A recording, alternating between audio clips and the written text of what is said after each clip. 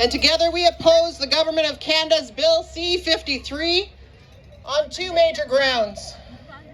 Number one, fraudulent claims to Indigenous identity and Indigenous rights in Indocumenen by the Métis Nation of Ontario.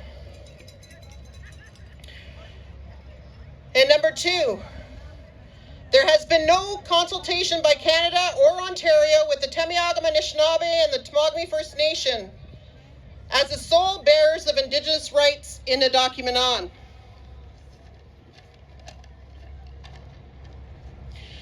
On September 14th,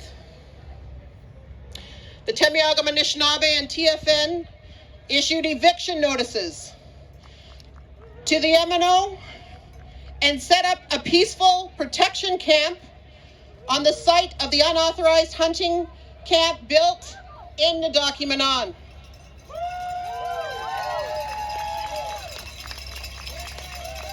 We raised our flag and we began in ceremony, and we got the message that our ancestors were with us, and that the spirit of the land is with us also, and that we are to conduct ourselves with love and peace and kindness for all people and all of creation. And I just want to acknowledge that Councillor Trevor Twain of the Temiagama Anishinaabe is there right now keeping our council fire burning.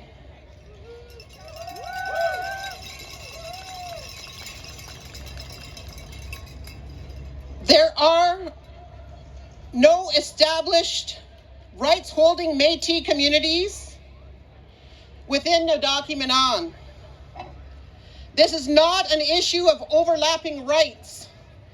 Temagami holds and exercises established rights within Indocumenen, which are protected under Section 35 of the Constitution. This fact has been confirmed by the Supreme Court of Canada in the Bear Island case and recognized by Ontario. We have protections as the holders of established Section 35 rights.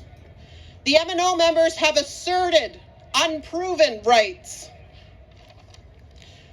For clarity, there are no Métis communities who hold established or credibly asserted rights within Indocumenen.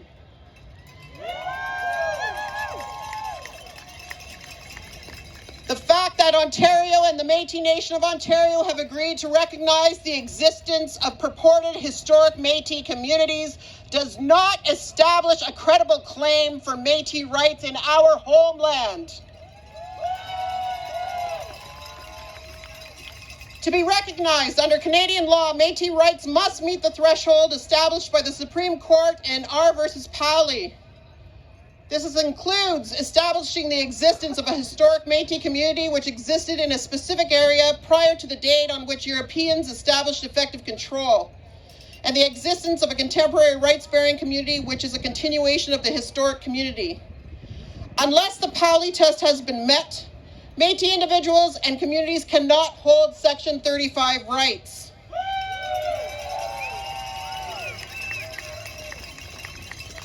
In 1975, we exercised our inherent rights to determine our citizens and all known descendants of the Temiagama Anishinaabe. Both status and non-status Indians were recognized and confirmed under Temiagama Anishinaabe law and governance, supported by the Temagami First Nation. Our citizens include all those Indigenous peoples whose ancestors lived within Indocumenen and are recognized by the Temiagama Anishinaabe community. This includes non-status individuals who were previously referred to in the colonial record as unregistered Indians or Métis. And again, I reiterate that we oppose the Government of Canada's Bill C-53 on two major grounds. One, the fraudulent claims to Indigenous identity and Indigenous rights in Indocumenen by the Métis Nation of Ontario.